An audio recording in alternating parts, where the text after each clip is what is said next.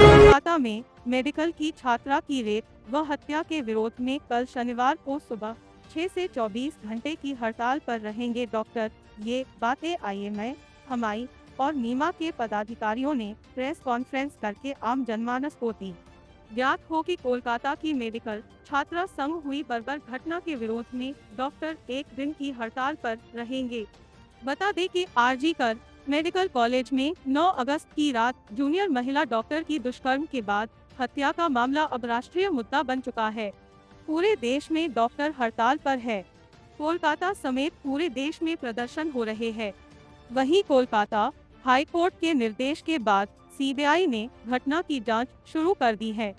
इस घटना के विरोध में भारतीय चिकित्सा संघ यानी आईएमए, हमाई आजमगढ़, नीमा आजमगढ़ और मेडिकल रिप्रेजेंटेटिव एसोसिएशन से जुड़े doctor, paramedical staff, medical representative आदि ने शनिवार 17 अगस्त 2024 प्रातः 6 बजे से और रविवार 18 अगस्त 2024 प्रातः 6 बजे तक 24 घंटे के लिए आपातकालीन सेवाओं को छोड़कर बाकी हर तरीके की चिकित्सा सेवा को बंद रखने का आह्वान किया है। शुक्रवार को आईएमए आजमगढ़ के कार्यालय में प्रेस वार्ता का आयोजन किया गया, जिसमें आईएमए, हमाई, नीम और मेडिकल रिप्रेजेंटेटिव एसोसिएशन के पदाधिकारियों ने यह जानकारी दी। पदाधिकारियों ने कहा कि हम 24 घंटे की हड़ताल पर रहेंगे। इस दौरान गैर आपातकालीन चिकित्सा चाहे ओपीडी हो या कोई सर्जरी नहीं की जाएगी। पदाधिकारियों ने कोलकाता में महिला डॉक्टर की रेप के बाद की गई हत्या की घटना की निंदा करते हुए कहा कि एक महिला के साथ उसके कार्यस्थल पर हुई दरिंदगी और हैवानियत की घटना बहुत निंदनीय है। मांग किया कि दोषियों को तत्काल गिरफ्तार किया जाए और अधिकतम सजा दिलाने के लिए उन पर त्वरित कार्रवाई की जाए। भारत में कहीं भी काम करने वाले मेडिकल छात्रों और सभी आधुनिक चिकित्सा डॉक्टरों की सुरक्षा से संबंधित सख्त नियमों को लागू करने के लिए राष्ट्रीय चिकित्सा परिषद को सशक्त बनाया जाए। प्रेस वार्ता के दौरान आईएमए के president doctor C K Tyagi, सचिव doctor Nandlal Yadav, vice president doctor Mohammad Khalid, doctor Mohammad Asif Alauddin, कोषाध्यक्ष doctor Furqan Ahmad, joint secretary doctor Vinay Prakash, doctor Ratnakar, doctor Swasti Singh, doctor Archana Massey, doctor Vipin Yadav, हमाई आजमगढ़ के अध्यक्ष doctor Devesh Dubey, doctor Ranveer Singh, doctor Bhakt Vatsal, doctor Neha Dubey, doctor Anutosh Vatsal, doctor Abhishek Rai, NIMA Azamgarh के अध्यक्ष डॉक्टर अजीज और मेडिकल रिप्रेजेंटेटिव एसोसिएशन के पदाधिकारी मौजूद रहे। मैं doctor Nandlal Yadav, secretary IMA Azamgarh branch. आप लोगों ने सवाल किया कि जनता से आप क्या उम्मीद करना चाहते हैं या क्या करते हैं, तो हम ये चाहते हैं कि जनता में ये मैसेज आप लोगों के माध्यम से जाए कि कल 24 घंटे के लिए, कल 6 बजे से संडे 6 बजे तक के लिए जनता हमारे साथ कोऑपरेट करे। ओपीडी कोई ऐसी इमरजेंसी चीज़ नहीं होती कि ओपीडी जाना ज़रूरी है। वो कल के दिन वो लोग ओपीडी अननेसेसरी हॉस्पिटल पे न जाएं, क्योंकि कोई भी डॉक्टर हमारा ओपीडी अटेंड नहीं करेगा। हम इंडोर करेंगे। कोई इमरजेंसी सिचुएशन का कंडीशन का पेशेंट है उसको हैंडल किया जाएगा।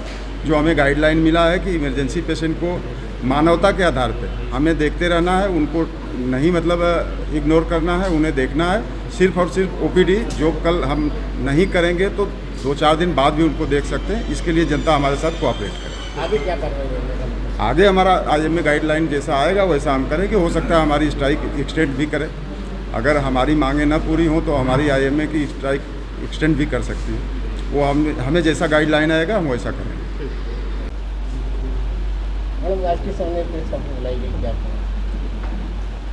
आज हम लोग बहुत ही दुखी मन से यहाँ पे इकट्ठे हुए हैं और ये सबको पता होगा कि आरजी कर मेडिकल कॉलेज कलकत्ता में हमारी एक जूनियर डॉक्टर रेजिडेंस, हमारी बहन की एक निशंस हत्या हुई है और उसके साथ जो है बलात्कार और हत्या का मामला है, जिसके विरोध में हम लोग सब यहाँ पे इकट्ठे हुए हैं।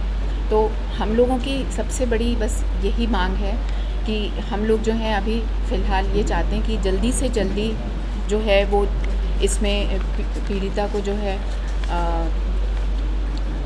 उसको किसी भी तरह से जो विक्टिम्स हैं उनको पनिशमेंट मिले, बड़ी से बड़ी पनिशमेंट मिले, सही तरीके से जांच हो और जांच करके बहुत मतलब उसको ऐसी पनिशमेंट मिले जो सबको हमेशा याद रहे।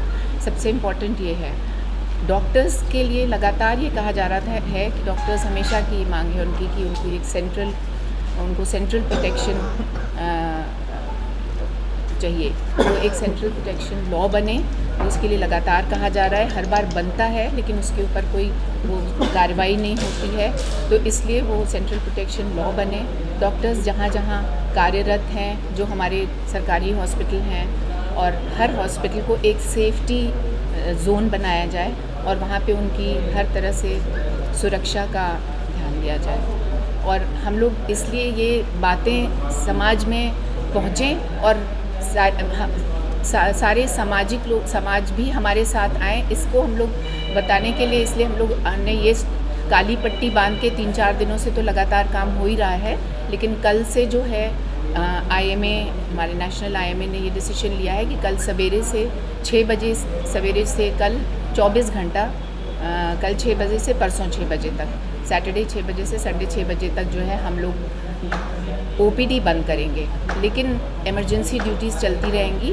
हम लोग कभी भी मरीज़ों का नुकसान नहीं चाहते हैं और इसलिए हम लोग ये पहले से ये बता के कर रहे हैं कि हम लोग अपनी तरफ से हर तरह से हम चाहते हैं, हम मरीज़ का कभी भी नुकसान नहीं चाहते, लेकिन ऐसी इस बुरी तरह की हत्या और इस बुरी तरह का जो बलात्कार होके जो इस एक बच्ची के साथ हुआ है, उसके लिए जल्दी से जल्दी एक्शन लिया जाए उस पर। और कई सारे उसके प्रूफ्स हैं जो हटाए ना जाएं, उस पर बड़ी लंबी लंबी चौड़ी चौड़ी कहानियाँ हैं जो कि चल रही हैं लगातार।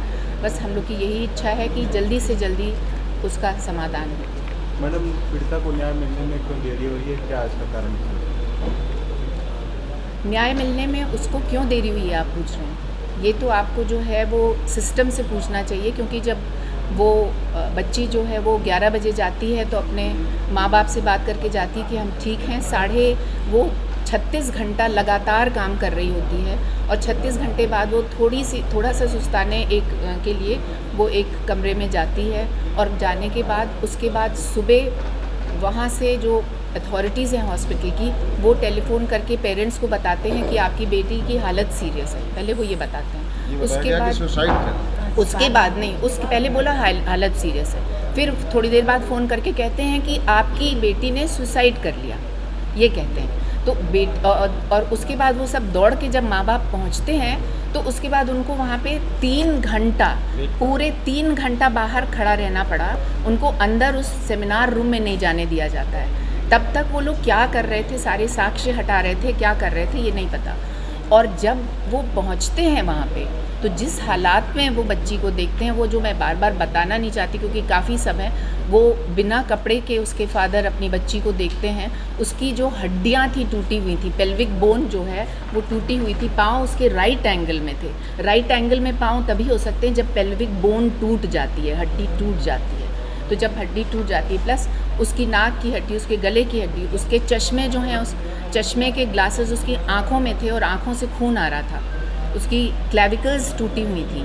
और जब जांच हुई तो पोस्टमार्टम में जो है वो जो सीमेन देख पाया गया, वो 150 ml सीमेन उसके वजाइना में पाया गया, जो कि हमेशा मतलब एक इंसान के रेप करने से पॉसिबल ही नहीं है, वो गैंग रेप के में ही इतना सीमेन इकट्ठा हो सकता है। तो ये सारी प्रूफ्स हैं, उसके बावजूद भी उनके पेरेंट्स रो रहे हैं, चिल्ला रहे हैं, डॉक्टर्स शांति से जो है मार्च कर रहे हैं, लेकिन उनकी बात नहीं सुनी गई। ये घटना जो है वो 4-5 दिन पहले की थी और अभी 15 अगस्त की रात में जो है एक साथ 3000 लोगों ने उस RG कर हॉस्पिटल पे जो है हमला किया और हर जगह तोड़फोड़ किया, यहाँ तक कि वो जो सेमिनार रूम था वो उस पर भी तोड़फोड़ कर दिया। तो इसका मतलब क्या है, ये हम लोग तो नहीं बता सकते, हो सकता है इसमें बहुत पॉलिटिक्स हो, लेकिन अब इसमें एक्शन लेना चाहिए। और डॉक्टर्स क्या कर सकते हैं, अपनी आवाज़ पहुँचाने के लिए मजबूरी में हम लोगों को,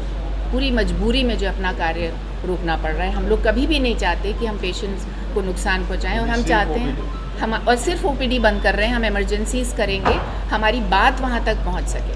जनपदवासियों को क्या अपील करना चाहेंगे? जनपद वासियों से ये अपील करना चाहते हैं कि वो डॉक्टर्स के साथ खड़े हों, क्योंकि ये डॉक्टर का ही मामला नहीं है, ये किसी की माँ बहन और हमेशा से हुआ ही है। बेटी माँ बहन कहीं सुरक्षित नहीं है, तो जनपद वासी हम लोग की पीड़ा समझें और हम लोग के साथ वो भी आके खड़े हों, ये हमारी उनसे उम्मीद है। और वो भी हम लोग की तरफ से फाइट करें कि बच्ची को जल्दी से जल्दी जो है। और ये जो 24 घंटे की ओपीडी है उसमें हम लोगों के साथ कोऑपरेट करें, क्योंकि ओपीडी कोई इमरजेंसी नहीं होती। इमरजेंसीज हम